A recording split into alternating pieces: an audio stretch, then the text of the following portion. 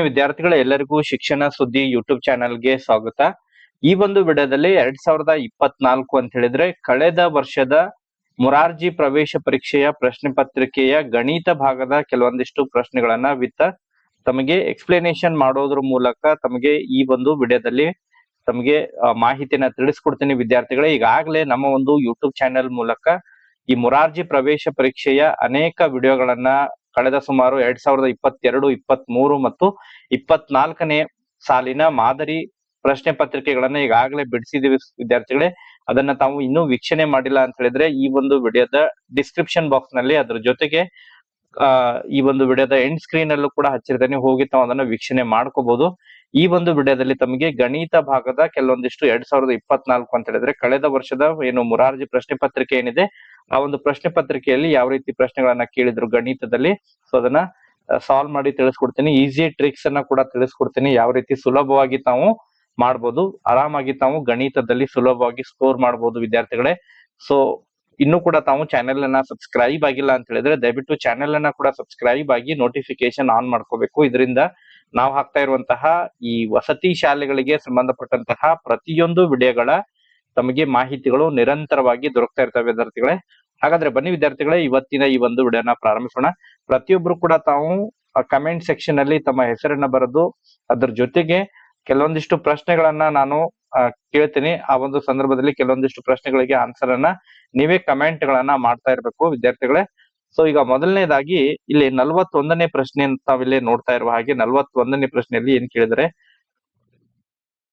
ಒಂದು ಆಯತಾಕಾರದ ತೋಟದ ಉದ್ದ ಮತ್ತು ಅಗಲಗಳು ಕ್ರಮವಾಗಿ 120 ಮೀಟರ್ ಮತ್ತು 85 ಮೀಟರ್ ಗಳಾದರೆ ಅದರ ಸುತ್ತಳತೆ ಎಷ್ಟು ಅಂತೇಳಿ ಕೇಳಿದರೆ, ತಮಗೆ ಇಲ್ಲಿ ಈ ರೀತಿಯಾದಂತಹ ಒಂದು ಪ್ರಶ್ನೆ ಫಿಕ್ಸ್ ಆಗಿ ಎಕ್ಸಾಮಿಗೆ ಬರುತ್ತಾ, ಇದು ಸುತ್ತಳತೆ ಕಂಡುಹಿಡಿಯೋದು ಅಥವಾ ವಿಸ್ತೀರ್ಣ ಕಂಡುಹಿಡಿಯೋದು ತಮಗೆ ಸೂತ್ರ ಗೊತ್ತಿರಬೇಕು. ನಾನು ಈ ಒಂದು ಪ್ರಶ್ನೆಗೆ ಸಂಬಂಧಪಟ್ಟಂತೆ ಯಾವ ರೀತಿ ಮತ್ತೆ ತಮಗೆ ಪರೀಕ್ಷೆಯಲ್ಲಿ ಪ್ರಶ್ನೆಗಳನ್ನ ಕೇಳ್ಬೋದು ಅದ್ರ ಬಗ್ಗೆನೂ ಕೂಡ ಡಿಟೇಲ್ ಆದಂತಹ ಮಾಹಿತಿನ ತಿಳಿಸ್ತಾ ಹೋಗ್ತೇನೆ. ಸೊ ಯಾರು ಕೂಡ ತಾವು ವಿಡಿಯೋನ ಸ್ಕಿಪ್ ಮಾಡ್ಲಿ, ನೋಡ್ಲಿಕ್ಕೆ ಹೋಗ್ಬಿಡ್ರಿ, ಕಂಟಿನ್ಯೂಸ್ ವಾಚ್ ಮಾಡ್ಬೇಕು. ಸೊ ಪ್ರತಿಯೊಬ್ರು ಕೂಡ ತಾವು ವಿಡಿಯೋಗೆ ಒಂದು ಲೈಕ್ ಕೊಡ್ಬೇಕು. ಯಾಕಂತ ಹೇಳಿದ್ರೆ ವಿಡಿಯೋಗೆ ಲೈಕ್ ಕೊಟ್ಟು ಕಮೆಂಟ್ ಸೆಕ್ಷನ್ ಅಲ್ಲಿ ಕಮೆಂಟ್ ಅನ್ನ ಮಾಡ್ತಾ ತಾವು ವಿಡಿಯೋನ ವೀಕ್ಷಣೆಯನ್ನ ಮಾಡ್ತಾ ಇರ್ಬೇಕು ವಿದ್ಯಾರ್ಥಿಗಳೇ. ಸೊ ಇಲ್ಲಿ ಇದು ಮೊದಲನೇ ಚಿತ್ರ, ಇದು ಎರಡನೇ ಚಿತ್ರ. ನೆನ್ಪಿಡಿ, ಈ ಚಿತ್ರವನ್ನ ನಾವು ಏನಂತ ಹೇಳಿರ್ತೀವಿ, 4 ಬಾಹುಗಳ ಸಮನಾಗಿದ್ದರೆ ಇದನ್ನ ನಾವು ಚೌಕ ಅಂತ ಹೇಳಿ ಕರಿತೀವಿ, ಸ್ಕ್ವೇರ್ ಅಂತ ಹೇಳಿ ಕರಿತೀವಿ, ಚೌಕ ಅಂತ ಹೇಳಿ ಕರಿತೀವಿ. ಇಲ್ಲಿ 2 ಬಾಹುಗಳು, ಈ ಬಾಹುಗೆ ಈ ಬಾಹು ಸಮ ಇದೆ, ಈ ಬಾಹುಗೆ ಈ ಬಾಹು ಸಮ ಇದೆ. ಸೊ ಇದನ್ನ ನಾವು ಆಯತ ಅಂತ ಹೇಳಿ ಕರಿತೀವಿ. ಇಲ್ಲಿ ಚೌಕದ ಸುತ್ತಳತೆ ಕಂಡುಹಿಡಬೇಕು. ಚೌಕದ ಒಂದು ಬಾಹು ಉಳಿದೆಲ್ಲ ಬಾಹುಗಳಿಗೆ ಸಮ ಇರುತ್ತೆ. ಈ ಬಾಹು ಉದಾಹರಣೆ ಎ ಸೆಂಟಿಮೀಟರ್ ಇದ್ರೆ ಈ ಬಾಹುನು ಕೂಡ ಎ ಸೆಂಟಿಮೀಟರ್ ಇರುತ್ತೆ, ಈ ಬಾಹುನು ಕೂಡ ಎ ಸೆಂಟಿಮೀಟರ್, ಈ ಬಾಹುನು ಕೂಡ ಎ ಸೆಂಟಿಮೀಟರ್. ಆದ್ರೆ ಇದರ ಸುತ್ತಳತೆ ಅಂದ್ರೆ 4 ಬಾಹುಗಳನ್ನ ತಾವು ಕೂಡಿಸಿದ್ರೆ ಅದೇ ಅದರ ಸುತ್ತಳತೆ ಬರುತ್ತೆ. ಸೊ ಇಲ್ಲಿ ಸುತ್ತಳತೆ ಸೂತ್ರ ಅಂತ ಹೇಳಿದ್ರೆ ಸುತ್ತಳತೆ ಅಂದ್ರೆ 4a ಇದರ ಒಂದು ಸುತ್ತಳತೆ. ಯಾವ್ದ್ರದ್ದು? ಚೌಕದ ಸುತ್ತಳತೆ ಸೂತ್ರ 4a. ಇದರ ತಾವು ವಿಸ್ತೀರ್ಣ ಅಂತ ಹೇಳಿದ್ರೆ ಒಳಭಾಗದ ಒಂದು ವಿಸ್ತೀರ್ಣ ಅಂತ ಹೇಳಿ ನಾವು ಕರಿತೀವಿ. ವಿಸ್ತೀರ್ಣವನ್ನು ಕಂಡುಹಿಡ್ಬೇಕಂದ್ರೆ 2 ಬಾಹುಗಳನ್ನು ಗುಣಿಸ್ಬೇಕು. ಬಾಹು ಇಂಟು ಬಾಹು ಅಂದ್ರೆ ನಾವು ಎ ಇಂಟು ಎ ಅಂತ ಹೇಳಿ ಕರಿತೀವಿ. ಇದರ ಸೂತ್ರ ಎ ಸ್ಕ್ವೇರ್ ಬರುತ್ತೆ. ಇದರ ಸೂತ್ರ ಏನ್ ಬರುತ್ತೆ ಹೇಳ್ರಿ? A square. ಚೌಕದ ಸುತ್ತಳತೆ ಕಂಡುಹಿಡ್ಬೇಕಂದ್ರೆ ಈ ಸೂತ್ರ ಬಳಕೆ ಮಾಡ್ಬೇಕು, 4a. ಚೌಕದ ವಿಸ್ತೀರ್ಣ ಕಂಡುಹಿಡ್ಬೇಕಂದ್ರೆ ಎ ಸ್ಕ್ವೇರ್ ಸೂತ್ರವನ್ನು ಬಳಕೆ ಮಾಡ್ಬೇಕು. ಕೇವಲ ಅಲ್ಲಿ ಒಂದು ಬಾಹುವಿನ ಉದ್ದ ಮಾತ್ರ ಕೊಟ್ಟಿರ್ತಾರೆ ಚೌಕದಲ್ಲಿ, ಆದ್ರೆ ಇಲ್ಲಿ ಏನ್ ಕೊಟ್ಟಿದ್ದಾರೆ? ಆಯತ ಕೊಟ್ಟಿದ್ದಾರೆ. ಇದು ಆಯತ. ಓಕೆ, ಆಯತ ತೋಟದ ಉದ್ದ ಕೊಟ್ಟಿದ್ದಾರೆ. ಸೊ ಆಯತದ ಸೂತ್ರ ನೆನ್ಪಿಡ್ಬೇಕು. ಇದನ್ನ ನಾವು ಉದ್ದ ಅಂತ ಹೇಳಿ ಕರಿತೀವಿ, ಇದನ್ನ ನಾವು ಅಗಲ ಅಂತ ಹೇಳಿ ಕರಿತೀವಿ. ಓಕೆ, ಅಗಲ ಅಂತ ಹೇಳಿ ಕರಿತೀವಿ. ಇಲ್ಲೇ ಇದನ್ನ ಉದ್ದವನ್ನ ಲೆಂತ್ ಅಂತ ಹೇಳಿನೂ ಕೂಡ ಕರಿತೀವಿ, ಅಗಲವನ್ನ ಬ್ರೆಡ್ತ್ ಅಂತ ಹೇಳಿನೂ ಕೂಡ ಕರಿತೀವಿ ನಾವು. ಇಲ್ಲಿ ಆಯತದ ಸುತ್ತಳತೆ ಸೂತ್ರ, ಆಯತದ ಸುತ್ತಳತೆ ಅಂದ್ರೆ ಎಲ್ಲಾ ಬಾಹುಗಳನ್ನ ಸೇರಿಸ್ಬೇಕು. ಎಷ್ಟು ಉದ್ದ ಇದೆ ಇಲ್ಲಿ? ಉದ್ದ ಇದು ಕೂಡ ಉದ್ದ, ಇದು ಉದ್ದ, ಉದ್ದ 2 ಇದೆ, 2 ಉದ್ದ ಇದೆ ಅಂದ್ರೆ 2l ಏನಂತ ಹೇಳಿರ್ತೀವಿ, 2l ಪ್ಲಸ್ ಅಗಲ ಎಷ್ಟಿದೆ? ಇಲ್ಲೂ ಕೂಡ ಅಗಲ ಎಷ್ಟಿರುತ್ತೆ? ಇಲ್ಲೂ ಕೂಡ ಅಗಲ ಅಷ್ಟೇ ಇರುತ್ತೆ, 2. ಅಂದ್ರೆ ಇದು ಬಿ 2b ಆಗುತ್ತೆ. ಏನಾಗುತ್ತೆ ಹೇಳಿ? 2b. ಈ ಎರಡನ್ನ ಕಾಮನ್ ತಗೊಂಡ್ರೆ ಏನಾಗುತ್ತೆ? 2l plus B, 2l plus B. ಇಲ್ಲೇ ಉದ್ದ ಕೊಟ್ಟಿದ್ದಾರೆ. ಉದ್ದ ಎಷ್ಟಿದೆ? ಉದ್ದ 120. ಅಂದ್ರೆ ಎಲ್ ಕೊಟ್ಟಿದ್ದಾರೆ. ಎಲ್ ಬೆಲೆ ಎಷ್ಟು ಕೊಟ್ಟಿದ್ದಾರೆ? 2 ಇಂಟು ಎಲ್ ಅಂತ ಹೇಳಿದ್ರೆ ಉದ್ದ 120 ಕೊಟ್ಟಿದ್ದಾರೆ, ಅದನ್ನ ಬರೀರಿ.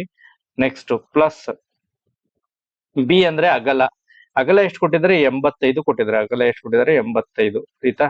ಇದನ್ನ ತಾವು ಮೊದಲು ಇವೆರಡನ್ನ ಕೂಡ ನಾವು ಆಡ್ ಮಾಡಿ ಕೂಡಿಸಿ ಬಂದಂತಹ ಉತ್ತರವನ್ನ ಎರಡರಲ್ಲಿಂದ ನಾವು ಗುಣಿಸ್ಬೇಕಂದ್ರೆ 120 ಪ್ಲಸ್ 85 120 ಪ್ಲಸ್ 85 ಎಷ್ಟಾಗುತ್ತೆ? 120 ಪ್ಲಸ್ 85 ಅಂತ ಹೇಳಿದ್ರೆ 5. ನೆಕ್ಸ್ಟ್ 8 2 10. Next 1 plus 1 2. ಓಕೆ, 205 ಆಯ್ತು. ಇದು 205 ಇಂಟು 2 ಇದೆ. 205 ಇಂಟು 2 ಮಾಡಿ. ಇಂಟು 2 ಮಾಡಿದಾಗ ಏನ್ ಬರುತ್ತೆ? 2 5 10. ಒಂದ್ ಕೈಲೆ 0. ಆಯ್ತಾ? ನೆಕ್ಸ್ಟ್ 2 0 0 ಮತ್ತು 1 ಆಸ್ ಇಟ್ ಈಸ್ ಬರೀರಿ. 2 2 4. ಅಂದ್ರೆ ಇದ್ರ ಉತ್ತರ 410 ಮೀಟರ್ ಬರುತ್ತೆ. ಸುತ್ತಳತೆ ಎಷ್ಟು ಬರುತ್ತೆ ಹೇಳ್ರಿ ಇದರದ್ದು?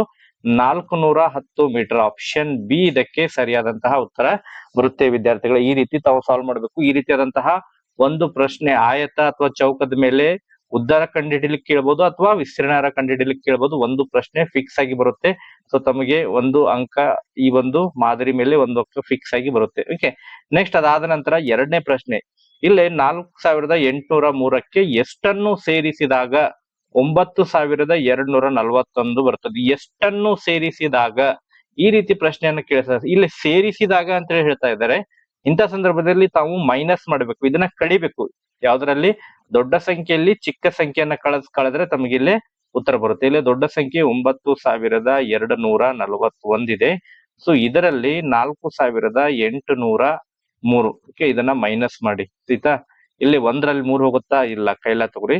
ಸೊ ಕೈಲಾ ತಗೊಂಡ್ರೆ 11 ಆಯ್ತು. 11ರಲ್ಲೇ 3 ಮಾಡಿ. 11ರ ಬದಲಿ ತಾವು 10ರಲ್ಲಿ 3 ಹೋದ್ರೆ 7 ಆಯ್ತು. 7 ಇದೊಂದು ಮ್ಯಾಗಿಂದು 8 ಬರುತ್ತೆ. ಓಕೆ, ನೆಕ್ಸ್ಟ್ 4ರಲ್ಲಿ 1 ಹೋದ್ರೆ 3.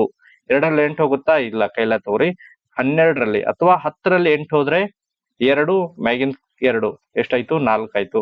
ನೆಕ್ಸ್ಟ್ 9ರಲ್ಲಿ 5 ಹೋದ್ರೆ 4 ಬರುತ್ತೆ. ಸೊ ಆಪ್ಷನ್ 4438 ಇಲ್ಲಿದೆ ನೋಡಿ. ಸೊ ಆಪ್ಷನ್ ಡಿ ಎಲ್ಲಿದೆ? ಸೊ ಇದಕ್ಕೆ ಸರಿಯಾದಂತಹ ಉತ್ತರ ಅಂತ ಹೇಳಿದ್ರೆ ಆಪ್ಷನ್ ಡಿ ಇದಕ್ಕೆ ಸರಿಯಾದಂತಹ ಉತ್ತರ ಬರುತ್ತೆ. ನೆಕ್ಸ್ಟ್ ಅದೇ ರೀತಿ ಇಲ್ಲಿ 6200 ಮೀಟರ್ 6200 ಮೀಟರ್ಗಳನ್ನ ಕಿಲೋಮೀಟರ್ಗೆ ಪರಿವರ್ತಿಸಿ. ತಮಗೆ ಗೊತ್ತಿರಬೇಕು 1000 metre is equal to 1 kilometre. 1000 metre is equal to 1 kilometre ಆಗುತ್ತೆ. ಸೊ ಇಲ್ಲಿ 6000 ಮೀಟರ್ ಅಂತ ಹೇಳಿದ್ರೆ ಎಷ್ಟಾಗುತ್ತೆ? 6 ಕಿಲೋಮೀಟರ್ ಆಗುತ್ತೆ. 6 ಕಿಲೋಮೀಟರ್ ಪ್ಲಸ್ 200 ಮೀಟರ್ ಅಂದ್ರೆ 6.2 ಕಿಲೋಮೀಟರ್ ಬರುತ್ತೆ. ಉತ್ತರ 6.2 ಕಿಲೋಮೀಟರ್.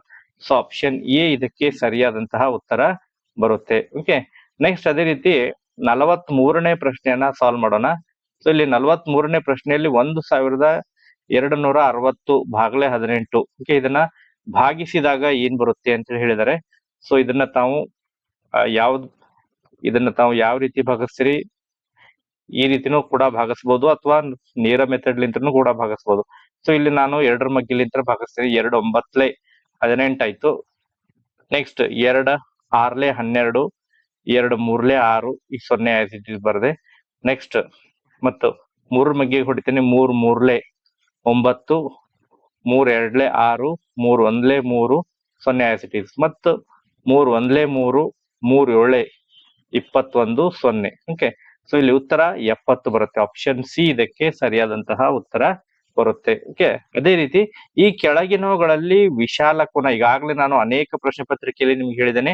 ಸೊ ವಿಶಾಲ ಕೋನ ಯಾವುದು? ಓಕೆ, ವಿಶಾಲ ಕೋನ ಅಂತ ಹೇಳಿದ್ರೆ 0 ಡಿಗ್ರಿಗಿಂತ ಹೆಚ್ಚು 90ಕ್ಕಿಂತ ಹೆಚ್ಚು 180ಕ್ಕಿಂತ ಕಡಿಮೆ ಇರುವಂತಹ ಕೋನವನ್ನ ನಾವು ವಿಶಾಲ ಕೋನ ಅಂತ ಹೇಳಿ ನಾವು ಅದನ್ನ ಕರಿತೀವಿ. ಓಕೆ, ಸೊ ಇಲ್ಲಿ ವಿಶಾಲ ಕೋನ ಇದು ಲಘು ಕೋನ ಬರುತ್ತೆ. ಲಘು ಕೋನ ಅಂದ್ರೆ 0 ಡಿಗ್ರಿಗಿಂತ ಹೆಚ್ಚು 90ಕ್ಕಿಂತ ಕಡಿಮೆ ಇರೋದು ಲಘು ಕೋನ. 180 ಇದ್ರೆ ಸರಳ ಕೋನ ಬರುತ್ತೆ.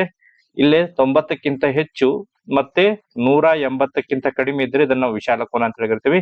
ಇದು ಬರಲ್ಲ, ಇದು ಬರಲ್ಲ, ಇದು ಬರಲ್ಲ, ಇದು ಬರಲ್ಲ. ಆಪ್ಷನ್ ಡಿ ಇಲ್ಲೇ ಸರಿಯಾದಂತಹ ಉತ್ತರ ಬರುತ್ತೆ.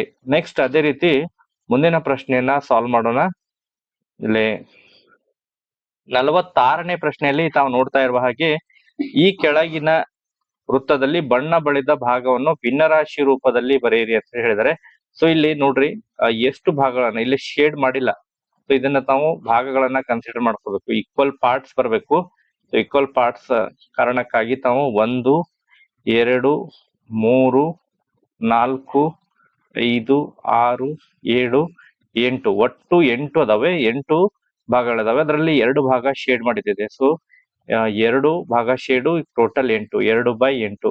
ಸೊ ಆಪ್ಷನ್ ಅಲ್ಲಿ 2/8 ಆಪ್ಷನ್ ಅಲ್ಲಿ ಕಾಣಿಸ್ತಾ ಇಲ್ಲ. ಬಟ್ ಇದನ್ನ ಸರಳ ರೂಪಕ್ಕೆ ತರಬೇಕು ನಾವು. ಅಂದ್ರೆ 2 ಒಂದ್ಲೆ 2 4 ಅಂತ ಹೇಳಿದ್ರೆ 1/4 ಸರಿಯಾದಂತಹ ಉತ್ತರ ಅಂತ ಹೇಳಿದ್ರೆ ಆಪ್ಷನ್ ಸಿ ಇದಕ್ಕೆ ಸರಿಯಾದಂತಹ ಉತ್ತರ ಬರುತ್ತೆ. ನೆಕ್ಸ್ಟ್ ಅದೇ ರೀತಿ 3/10 3/10 ದಶಮಾಂಶದಲ್ಲಿ ಬರಿಬೇಕು. ಸೊ ದಶಮಾಂಶದಲ್ಲಿ ಬರಿಬೇಕಂದ್ರೆ ಒಂದು ಸ್ಥಾನ 1 0 ಕೊಟ್ಟಿದ್ದಾರೆ, 10 ಕೊಟ್ಟಿದ್ದಾರೆ. 1 0 ಕೊಟ್ಟಾಗ ಇಲ್ಲಿ ಒಂದು ಸ್ಥಾನ ಬಿಟ್ಟು ಪಾಯಿಂಟ್ ಇಡ್ಬೇಕು. 0.3 0.3 ಬರುತ್ತೆ. ಸಪೋಸ್ ಇನ್ ಕೇಸ್ 3/100 ಇದ್ರೆ 3/100 ಇದ್ರೆ ಅವಾಗ 0.03 ಬರುತ್ತೆ. ಸಪೋಸ್ 3/1000 ಇದ್ರೆ ಓಕೆ ಇಂಥ ಸಂದರ್ಭದಲ್ಲಿ 0.003. ಓಕೆ ಈ ರೀತಿ ಯಾವ ರೀತಿ ಕೆಳಗಿನ ಸಂಖ್ಯೆಗಳು ಹೆಚ್ಚಾಕೊಂತ ಬರುತ್ತೆ, ಇಲ್ಲಿರುವಂತಹ ಸ್ಥಾನಗಳನ್ನ ಕೂಡ ತಾವು ಹೆಚ್ಚಿಸುತ್ತಾ ಹೋಗ್ಬೇಕು. ಓಕೆ ಈ ರೀತಿ ಸಾಲ್ವ್ ಮಾಡ್ಬೇಕು. ಸೊ ಇದಕ್ಕೆ ಸರಿಯಾದಂತ ಉತ್ತರ ಅಂತ ಹೇಳಿದ್ರೆ ಆಪ್ಷನ್ ಸಿ ಇದಕ್ಕೆ ಸರಿಯಾದಂತಹ ಉತ್ತರ. ಸೊ ತಮಗೆ ನಾವು ಹೇಳ್ತಾ ಇರುವಂತಹ ವಿಡಿಯೋ ಕ್ಲಾಸಸ್ಗಳು ಇಂಟ್ರೆಸ್ಟಿಂಗ್ ಆಗಿದ್ರೆ, ತಮಗೆ ಇಷ್ಟವಾಗ್ತಾ ಇದ್ರೆ ಪ್ರತಿಯೊಬ್ರು ಕೂಡ ತಾವು ಲೈಕ್ ಮಾಡ್ಬೇಕು. ಮತ್ತೆ ಕಮೆಂಟ್ ಸೆಕ್ಷನ್ ಅಲ್ಲಿ ತಮ್ಮ ಹೆಸರನ್ನ ಕೂಡ ಮೆನ್ಷನ್ ಮಾಡ್ಬೇಕು, ಹೆಸರನ್ನ ಬರಿಬೇಕು. ಕೆಲವೊಂದಿಷ್ಟು ಪ್ರಶ್ನೆಗಳನ್ನ ತಮಗೆ ಕೇಳ್ತೀನಿ. ಸೊ ಅದನ್ನು ಕೂಡ ತಾವು ಆನ್ಸರ್ ಅನ್ನ ಮಾಡ್ಬೇಕು, ಕಮೆಂಟ್ ಸೆಕ್ಷನ್ ಅಲ್ಲಿ ಆನ್ಸರ್ ಅನ್ನ ಮಾಡ್ಬೇಕು. ಓಕೆ ಇಲ್ಲಿ 48ನೇ ಪ್ರಶ್ನೆ. ಒಂದು ಟ್ರಸ್ಟ್ 165 ದಾನಿಗಳಿಂದ 135 ಸಂಗ್ರಹಿಸಿತು. ಒಂದು ವೇಳೆ ಟ್ರಸ್ಟ್ ಈ ಹಣವನ್ನು 5 ಶಾಲೆಗಳ ಮಧ್ಯೆ ಸಮಾನವಾಗಿ ಹಂಚಿದರೆ ಪ್ರತಿಯೊಂದು ಶಾಲೆಯು ಪಡೆಯುವ ಹಣವೆಷ್ಟು? ಸೊ ಇದನ್ನ ನಾನು ಯಾವ ರೀತಿ ಸಾಲ್ವ್ ಮಾಡ್ಬೇಕು ಅಂತ ಹೇಳಿ ನಿಮ್ಗೆ ಐಡಿಯಾ ಕೊಡ್ತೀನಿ. ಅದನ್ನ ಮಾಡಿ ತಾವು ಕಮೆಂಟ್ ಸೆಕ್ಷನ್ ಅಲ್ಲಿ ಆನ್ಸರ್ ಅನ್ನ ಬರಿಬೇಕು.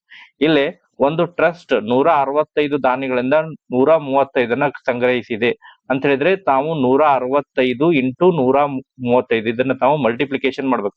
165 ಇಂಟು 135 ಗುಣಿಸಿ 165 ಇಂಟು 135 ಗುಣಿಸಿ ಬಂದಂತಹ ಏನ್ ಉತ್ತರ ಬರುತ್ತಲ್ಲ ಆ ಉತ್ತರವನ್ನ ತಾವು 5ರಿಂದ ಭಾಗಿಸ್ರಿ. 5ರಿಂದ ನೀವು ಭಾಗಿಸಿದ್ರೆ ತಮಗೆ ಇಲ್ಲಿರುವಂತಹ ಯಾವ್ದಾದ್ರು ಒಂದು ಸರಿಯಾದಂತಹ ಉತ್ತರ ಬರುತ್ತೆ.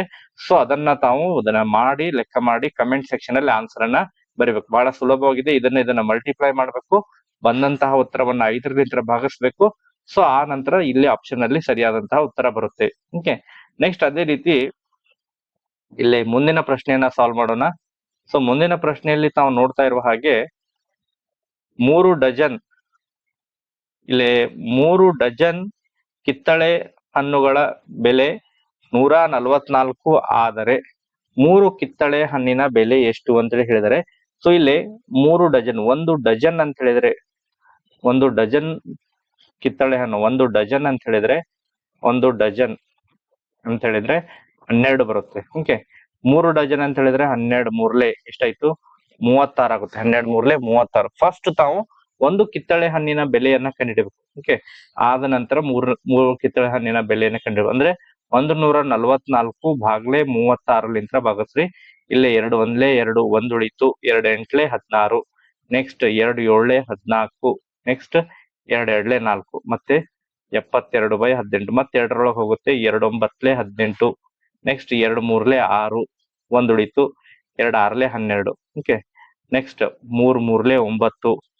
3 ಒಂದ್ಲೆ 3 ಎರಡ್ಲೆ ಬರುತ್ತೆ. ನೆಕ್ಸ್ಟ್ 3 ಒಂದ್ಲೆ 3 4ಲೆ. ಅಂದ್ರೆ ಒಂದು ಕಿತ್ತಳೆ ಹಣ್ಣಿನ ಬೆಲೆ ಎಷ್ಟು? 4. ಅದೇ ರೀತಿ 3 ಕಿತ್ತಳೆ ಹಣ್ಣಿನ ಬೆಲೆ ಎಷ್ಟಾಗುತ್ತೆ? 4 ಮೂರ್ಲೆ ಎಷ್ಟಾಗುತ್ತೆ? 12 ರೂಪಾಯಿ ಆಗುತ್ತೆ. ಇಲ್ಲಿ 3 ಕಿತ್ತಳೆ ಹಣ್ಣಿನ ಬೆಲೆ 12 ರೂಪಾಯಿ ಬರುತ್ತೆ. ಸೊ ಇದಕ್ಕೆ ಆಪ್ಷನ್ ಬಿ ಇದಕ್ಕೆ ಸರಿಯಾದಂತಹ ಉತ್ತರ ಬರುತ್ತೆ. ಓಕೆ ನೆಕ್ಸ್ಟ್ ಅದೇ ರೀತಿ ಮುಂದಿನ ಪ್ರಶ್ನೆಯನ್ನ ಸಾಲ್ವ್ ಮಾಡೋಣ.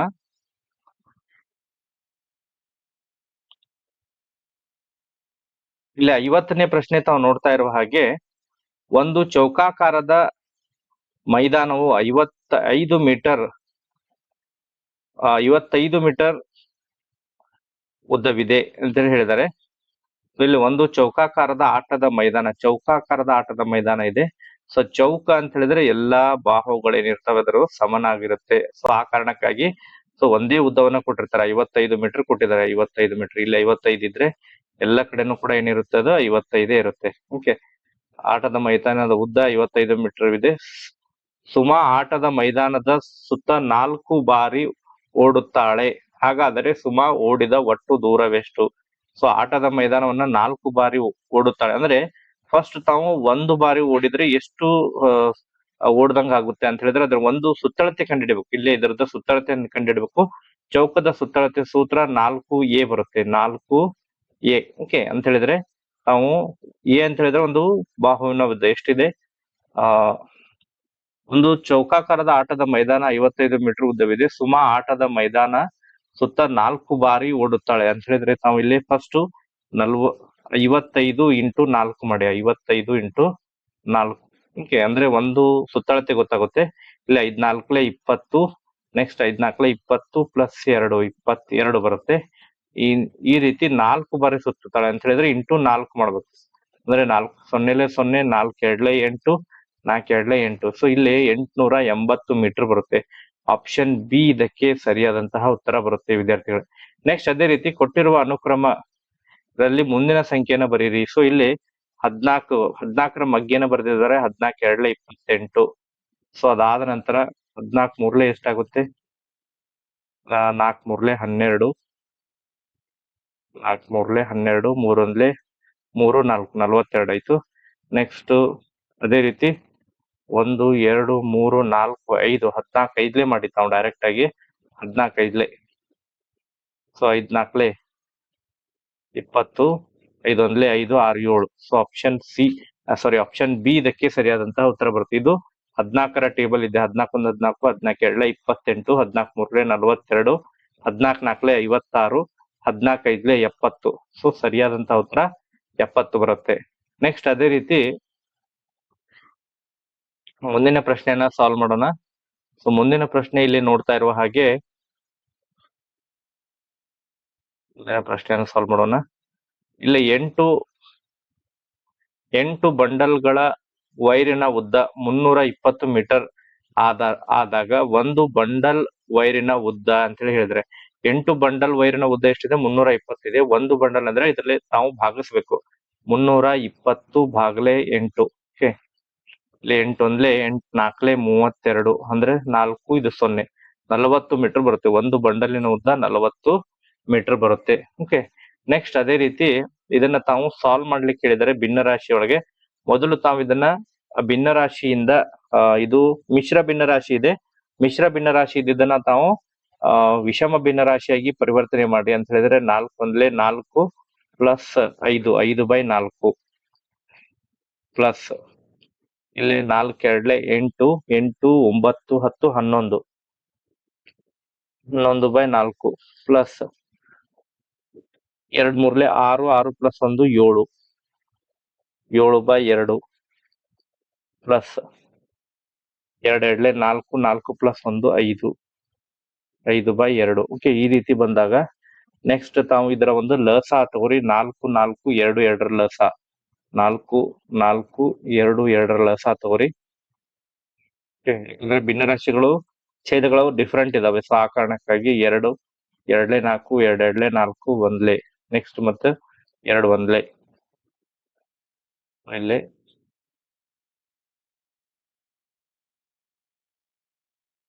ಇಲ್ಲಿ ಸಾಲ್ವ್ ಮಾಡಿದಾಗ ಇದ್ರ ಲಸ 2 2 4 ಆಯ್ತು. ಲಸ ಎಷ್ಟಾಯ್ತು ಇದರದ್ದು? 4 ಲಸ ಬರುತ್ತೆ. ಇದನ್ನ ಒಂದು ಗೆರೆ ಹಾಕಿ 4ಅನ್ನ ಬರೀರಿ. ಸೊ ಇಲ್ಲಿ 4 1 4 ಇಲ್ಲೂ ಕೂಡ 4 1 4 ಬರುತ್ತೆ. ಇಲ್ಲೇ 2 2 4 ನೆಕ್ಸ್ಟ್ 2 2 4 ಈ ರೀತಿ ಬರೀರಿ.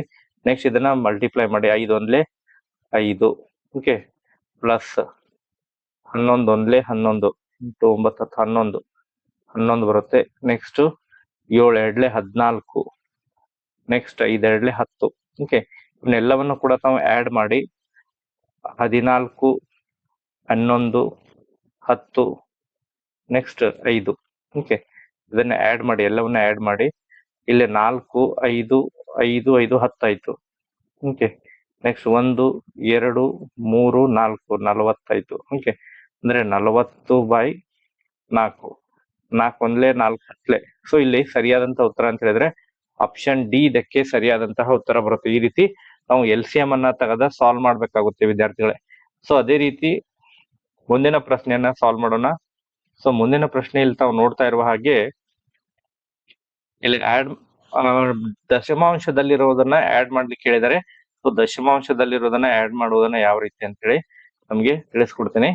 ಸೊ ಇಲ್ಲಿ 3421.07 ಕೊಟ್ಟಿದ್ದಾರೆ. ಸೊ ಅದಾದ ನಂತರ 4362.42 ಕೊಟ್ಟಿದ್ದಾರೆ. ಓಕೆ, ಇದನ್ನ ಆಡ್ ಮಾಡಿ 7 + 2 7 8 9. ಓಕೆ, ನೆಕ್ಸ್ಟ್ ಇದು 4, ಇದು ಪಾಯಿಂಟ್ ಆಸ್ ಇಟ್ ಈಸ್ ಇರ್ಲಿಡಿ. 2 + 1 3, ನೆಕ್ಸ್ಟ್ 6 2 8 4 3 7 4 3 7 ಅಂದ್ರೆ 7783.49. ಇಲ್ಲಿ 7049 ಕೊಟ್ಟಿದ್ದಾರೆ. ಸೊ ಆಪ್ಷನ್ ಅಲ್ಲಿ ಯಾವುದು ಸರಿಯಾದಂತ ಆಪ್ಷನ್ ಕಾಣಿಸ್ತಾ ಇಲ್ಲ. 7783. ಓಕೆ, 7 8 9 ಇದೆ. ಸೊ ಇದನ್ನ ಸ್ವಲ್ಪ ಕ್ವಶನ್ಸ್ ಬಹುಶಃ ಇದು ಆನ್ಸರ್ ಸರಿ ಬರುತ್ತೆ, ಬಟ್ ಇಲ್ಲೇ ಆ ಪ್ರಿಂಟ್ ಮಿಸ್ಟೇಕ್ ಆಗಿದೆ. ಇಲ್ಲೇ ಪಾಯಿಂಟ್ ಬರ್ಬೇಕಿತ್ತು, ಸೊ ಇಲ್ಲಿ ಪಾಯಿಂಟ್ ಬಂದಿಲ್ಲ. ಬಹುಶಃ ಆಪ್ಷನ್ ಸಿ ಸರಿಯಾದಂತ ಉತ್ತರ, ಬಟ್ ಇಲ್ಲೇ ಪ್ರಿಂಟಿಂಗ್ ನಲ್ಲಿ ಪಾಯಿಂಟ್ ಬಂದಿಲ್ಲ. ಓಕೆ, ನೆಕ್ಸ್ಟ್ ಅದಾದ ನಂತರ ಇಲ್ಲ 55ನೇ ಪ್ರಶ್ನೆ. ಓಕೆ, 55ನೇ ಪ್ರಶ್ನೆಯಲ್ಲಿ ಒಂದು ಚೌಕಾಕಾರದ ತೋಟದ ಒಂದು ಬದಿಯ ಉದ್ದ 80 ಮೀಟರ್ ಆದರೆ ಅದರ ಇಲ್ಲೂ ಕೂಡ ಚೌಕಕ್ಕೆ ಸಂಬಂಧಪಟ್ಟಂತೆ ಪ್ರಶ್ನೆಯನ್ನು ಕೇಳಿದರೆ ಇದನ್ನ ಆಲ್ರೆಡಿ ತಮಗೆ ಎಕ್ಸ್ಪ್ಲೈನ್ ಮಾಡಿದ್ದೀನಿ ವಿದ್ಯಾರ್ಥಿಗಳೇ. ಸೊ ತಾವು ಇದನ್ನ ಕಮೆಂಟ್ ಸೆಕ್ಷನ್ ಅಲ್ಲಿ ಆನ್ಸರ್ ಮಾಡ್ಬೇಕು. ಒಂದು ಬಾಹುವಿನ ಉದ್ದ ಕೊಟ್ಟಿರ್ತಾರೆ, ಚೌಕದ ಒಂದು ಬಾಹುವಿನ ಉದ್ದ ಅಂದ್ರೆ 4 ಬಾಹುಗಳು ಸಮನಾಗಿರುತ್ತೆ. ಸೊ ಇದನ್ನ 80 ಇಂಟು 4 ಮಾಡಿ, 80 ಇಂಟು 4 ಕಮೆಂಟ್ ಸೆಕ್ಷನ್ ಅಲ್ಲಿ ಕಮೆಂಟ್ ಮಾಡಿ ಆನ್ಸರ್ ಎಷ್ಟು ಬರುತ್ತೆ ಇದರದ್ದು. ಓಕೆ, ನೆಕ್ಸ್ಟ್ ಅದೇ ರೀತಿ ಇದನ್ನು ಕೂಡ ಮೈನಸ್ ಮಾಡೋದು. ಓಕೆ, ಮೈನಸ್ ಮಾಡಿ ಇದನ್ನ ನಾನು ಎಕ್ಸ್ಪ್ಲೇನ್ ಮಾಡ್ತೇನೆ, ಬೇಕಾದ್ರೆ ಇದನ್ನ ತಾವು ಕಮೆಂಟ್ ಸೆಕ್ಷನ್ ಅಲ್ಲೇ ಆನ್ಸರ್ ಮಾಡಿ. ಇಲ್ಲಿ 8 4 32 ಅಂದ್ರೆ 320 ಮೀಟರ್ ಬರುತ್ತೆ. ಆಪ್ಷನ್ ಡಿ ಇದಕ್ಕೆ ಸರಿಯಾದಂತಹ ಉತ್ತರ ಬರುತ್ತೆ ವಿದ್ಯಾರ್ಥಿಗಳೇ. ಸೊ ಇದು 56ನೇ ಪ್ರಶ್ನೆಯನ್ನ ಈಗಾಗಲೇ ಸಾಲ್ವ್ ಮಾಡಿದಲ್ಲ, ಈ ರೀತಿ ತಾವು ಸಾಲ್ವ್ ಮಾಡಿ ಇದರ ಒಂದು ಉತ್ತರವನ್ನ ಕಮೆಂಟ್ ಸೆಕ್ಷನ್ ಅಲ್ಲಿ ಕಮೆಂಟ್ ಮಾಡಬೇಕು. ಸೊ ಅದನ್ನ ಜಸ್ಟ್ ತಾವು ಇಲ್ಲೇ ಮೈನಸ್ ಮಾಡ್ಬೇಕು ಅಷ್ಟೇ. ಓಕೆ, ಪಾಯಿಂಟ್ ಕೆಳಗೆ ಪಾಯಿಂಟ್ ಬರೋದನ್ನ ಮಾಡ್ಬೇಕು. ನೆಕ್ಸ್ಟ್ ಅದೇ ರೀತಿ 57ನೇ ಪ್ರಶ್ನೆ, ಒಂದು ಬ್ಯಾಗಿನ ಬೆಲೆ 230 ಆದರೆ 14 ಬ್ಯಾಗ್ಗಳ ಬೆಲೆ ಅಂದ್ರೆ ಇದನ್ನ ತಾವು ಮಲ್ಟಿಪ್ಲಿಕೇಶನ್ ಮಾಡಿ. 14 ಅಂದ್ರೆ 230 ಇಂಟು 14. ಓಕೆ, ಇಲ್ಲೇ 4 0 0 4 3 12, ನೆಕ್ಸ್ಟ್ 4 2 8 ಇಲ್ಲ 1 9. ನೆಕ್ಸ್ಟ್ ಅದೇ ರೀತಿ 0 3 2 ಇದನ್ನ 0 2 9 10 12, ನೆಕ್ಸ್ಟ್ 2 3 3220. ಸೊ ಆಪ್ಷನ್ ಸಿ ಇದಕ್ಕೆ ಸರಿಯಾದಂತಹ ಉತ್ತರ ಬರುತ್ತೆ. ನೆಕ್ಸ್ಟ್ ಅದೇ ರೀತಿ ಮುಂದಿನ ಪ್ರಶ್ನೆಯನ್ನು ಸಾಲ್ವ್ ಮಾಡೋಣ. ಸೊ ಇಲ್ಲೇ 58ನೇ ಪ್ರಶ್ನೆ. 58ನೇ ಪ್ರಶ್ನೆಯಲ್ಲಿ ಉಡುಪುಗಳನ್ನ ಸಿದ್ಧಪಡಿಸಿದ ಫ್ಯಾಕ್ಟರಿಯೊಂದು ಪ್ರತಿದಿನ 3526 ಉಡುಪುಗಳನ್ನ ಸಿದ್ಧಪಡಿಸುತ್ತದೆ. ಹಾಗಾದರೆ 23 ದಿನಗಳಲ್ಲಿ ಅದು ಎಷ್ಟು ಉಡುಪುಗಳನ್ನ ಸಿದ್ಧಪಡಿಸುತ್ತದೆ? ಇಲ್ಲಿ ಉಡುಪುಗಳನ್ನ ಸಿದ್ಧಪಡಿಸುವಂತಹ ಫ್ಯಾಕ್ಟರಿಯೊಂದು ಪ್ರತಿದಿನ 3526 ಉಡುಪುಗಳನ್ನ ಸಿದ್ಧಪಡಿಸುತ್ತದೆ. ಹಾಗಾದ್ರೆ 23 ದಿನಗಳಲ್ಲಿ ಅಂತ ಹೇಳಿದ್ರೆ ಇಲ್ಲಿ ತಾವು ಮಲ್ಟಿಪ್ಲಿಕೇಶನ್ ಮಾಡ್ಬೇಕು. 3526 ಇಂಟು 23 ಮಲ್ಟಿಪ್ಲಿಕೇಶನ್ ಮಾಡಿ. ಸೊ ಇಲ್ಲಿ 6 3 6 18 ಆಗುತ್ತೆ. ನೆಕ್ಸ್ಟ್ 3 2 6 7, ನೆಕ್ಸ್ಟ್ 5 3 15 ಎಲ್ಲ 1 5, ನೆಕ್ಸ್ಟ್ 3 3 9 10, ನೆಕ್ಸ್ಟ್ ಅದೇ ರೀತಿ 2 6 12, ನೆಕ್ಸ್ಟ್ 2 2 4 1 5, ನೆಕ್ಸ್ಟ್ 2 5 10 0, ನೆಕ್ಸ್ಟ್ 2 3 6 1 7, ನೆಕ್ಸ್ಟ್ 8 7 8 9, 5 5 10 ಕೈಲ 0 1 7 1 8 8000 ಸಾರಿ 10 100 1000 81,098 81,098. ಸೊ ಇಲ್ಲಿ ಆಪ್ಷನ್ ಬಿ ಇದಕ್ಕೆ ಸರಿಯಾದಂತಹ ಉತ್ತರ ಬರುತ್ತೆ ವಿದ್ಯಾರ್ಥಿಗಳೇ. ಅದೇ ರೀತಿ ನೆಕ್ಸ್ಟ್ ಇಲ್ಲಿ ವೃತ್ತಕ್ಕೆ ಸಂಬಂಧಪಟ್ಟಂತೆ ಪ್ರಶ್ನೆಯನ್ನ ಕೇಳಿದರೆ, ಸೊ ತಾವಿಲ್ಲಿ ನೋಡ್ತಾ ಇರುವ ಹಾಗೆ ವೃತ್ತಕ್ಕೆ ಸಂಬಂಧಪಟ್ಟಂತೆ ಈ ವೃತ್ತದಲ್ಲಿ ವ್ಯಾಸ ಯಾವುದು ಅಂತ ಹೇಳಿದ್ರೆ, ವ್ಯಾಸ ಅಂತ ಹೇಳಿದ್ರೆ ಆಲ್ರೆಡಿ ಈಗಾಗಲೇ ಅನೇಕ ಬಾರಿ ಹೇಳಿದರೆ, ಸೊ ಮಧ್ಯಭಾಗದಲ್ಲಿ ಇರುವುದನ್ನ ನಾವು ಇದನ್ನ ತ್ರಿಜ್ಯ ಅಂತ ಹೇಳಿ ಇದನ್ನ ಕೇಂದ್ರ ಬಿಂದು ಅಂತ ಹೇಳಿ ಕರಿತೀವಿ. ಕೇಂದ್ರ ಬಿಂದುವಿನಿಂದ ವೃತ್ತಕ್ಕೆ ಎಳೆದದ್ದನ್ನು ನಾವು ತ್ರಿಜ್ಯ ಅಂತ ಹೇಳಿ ಕರಿತೀವಿ. ಓ ಕ್ಯೂ ತ್ರಿಜ್ಯ ಬರುತ್ತೆ, ಓ ಪಿ ತ್ರಿಜ್ಯ ಬರುತ್ತೆ, ಓ ಎಂ ತ್ರಿಜ್ಯ ಬರುತ್ತೆ. ಸೊ ಇಲ್ಲಿ ವ್ಯಾಸ ಅಂತ ಹೇಳಿದ್ರೆ ಕೇಂದ್ರ ಬಿಂದುವಿನ ಮೂಲಕ ಹಾದು ಹೋಗುವಂತ ರೇಖೆ. ಇಲ್ಲಿ ಪಿ ಕ್ಯೂ ಇದು ವ್ಯಾಸ ಬರುತ್ತೆ. ಪಿ ಕ್ಯೂ ಅನ್ನೋದು ವ್ಯಾಸ. ಸೊ ಇದಕ್ಕೆ ಸರಿಯಾದಂತಹ ಉತ್ತರ ಅಂತ ಹೇಳಿದ್ರೆ PQ ಆಪ್ಷನ್ ಸಿ ಇದಕ್ಕೆ ಸರಿಯಾದಂತಹ ಉತ್ತರ ಬರುತ್ತೆ. ಇದು RS ಅನ್ನೋದು ಇದು ಜ್ಯಾ ಬರುತ್ತೆ, ಇದನ್ನ ನಾವು ಜ್ಯಾ ಅಂತ ಹೇಳಿ ಕರಿತೀವಿ. ಓಕೆ, ನೆಕ್ಸ್ಟ್ ಅದೇ ರೀತಿ ಈ ತ್ರಿಭುಜದಲ್ಲಿ ವಿಕರ್ಣ ಯಾವುದು ಅಂತ ಹೇಳಿ ಕೇಳಿದ್ದಾರೆ. ಸೊ ವಿಕರ್ಣ ಹೈಪೋಟೆನಸ್. ಸೊ ಇಲ್ಲಿ ಹೈಪೋಟೆನಸ್ ವಿಕರ್ಣವನ್ನ ನಾವು PR ಇದು ವಿಕರ್ಣ, ಇದನ್ನ ನಾವು ವಿಕರ್ಣ ಅಂತ ಹೇಳಿ ಕರಿತೀವಿ. ಆಪ್ಷನ್ ಎ ಇದಕ್ಕೆ ಸರಿಯಾದಂತಹ ಉತ್ತರ ಬರುತ್ತೆ ವಿದ್ಯಾರ್ಥಿಗಳೇ. ಈಗಾಗಲೇ ಆಲ್ರೆಡಿ ನಾವು ಈ ಒಂದು 2024 ಅಂತ ಹೇಳಿದ್ರೆ ಕಳೆದ ವರ್ಷದ ಮುರಾರ್ಜಿ ಪ್ರಶ್ನೆ ಪತ್ರಿಕೆನ ಈಗಾಗಲೇ ಸಾಲ್ವ್ ಮಾಡಿದ್ದೀವಿ. ಮತ್ತೆ ತಮಗೆ ಪ್ರಶ್ನೆ ಪತ್ರಿಕೆನ ಮುಂದೆ ನಾಳೆನೂ ಕೂಡ 2023ರ ಪ್ರಶ್ನೆ ಪತ್ರಿಕೆನ ಕೂಡ ತಮಗೆ ಸಾಲ್ವ್ ಮಾಡಿ ಕೊಡ್ತೀನಿ. ಇದರಲ್ಲಿ ಏನಾದ್ರು ಡೌಟ್ ಇದ್ರೂ ಕೂಡ ತಾವು ಕಮೆಂಟ್ ಸೆಕ್ಷನ್ ಅಲ್ಲಿ ಕಮೆಂಟ್ ಮಾಡಿ ವಿದ್ಯಾರ್ಥಿಗಳೇ. Okay, thank you for watching this video.